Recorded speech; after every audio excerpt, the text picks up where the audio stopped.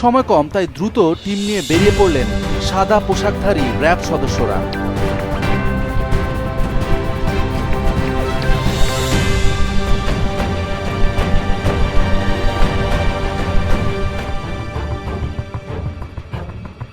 চাপাগলির সিঁড়ি বেয়ে the square diagnostic and physiotherapy সেন্টারে হাজির হলেন র্যাব সদস্যরা, যেখানে ভুয়া চিকিৎসক থাকার তথ্য রয়েছে। ডক্টর এমএস জাকারিয়া, এফসিজিপি মানেটা কি? ফেলোশিপ, হ্যাঁ জেনারেল এফসি ফেলোশিপ তো বুঝলাম, হ্যাঁ এফ মেডিসিন মানে আপনি একটা ডিগ্রি লাইসেন্স পাশে আপনি বলতে পারতেছেন না এটা মানেটা কি করবো। আপনার কি বিএমডিসি লাইসেন্স আছে? আপনি কি এমবিবিএস পাস করছেন?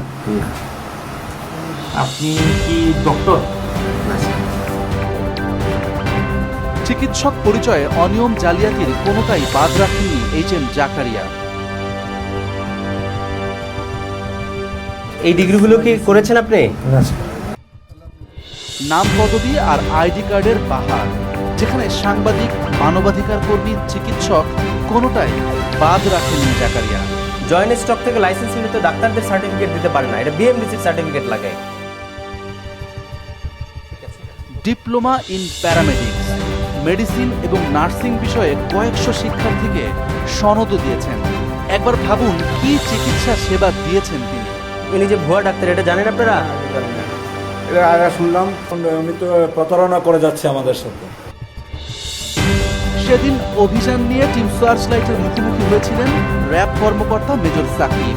প্রিমিয়ার ইউনিভার্সিটি অফ টেকনোলজি, এই প্রতিষ্ঠানে তিনি 2005-2006 সেশনে এমবিবিএস AM বা অল্টারনেটিভ মেডিসিন, যেটার সম্পূর্ণ রকমের ভুয়া, কোনো বৈধ কাগজপত্র বা বিএমডিসি কোনো কিছুই নাই। প্রিমিয়ার ইউনিভার্সিটি অফ টেকনোলজি, যার আরেক নাম pitch blend university of science and technology. তথ্য বলছে এই প্রতিষ্ঠান থেকে প্রায় 10,000 ভুয়া এমবিবিএস সনদ দেওয়া হয়েছে।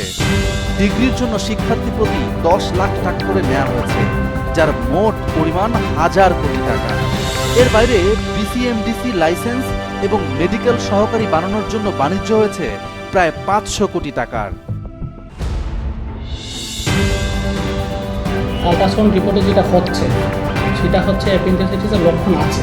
আসলে কি অসুস্থতার লক্ষণ পাওয়া গেছে? আমি ডিগ্রিটা দরকার, ডিগ্রিটা নিচ্ছি। মূল্যবান এই ডিগ্রির বাস্তবতা নিয়ে ফিরছি একটা বিরতির পর।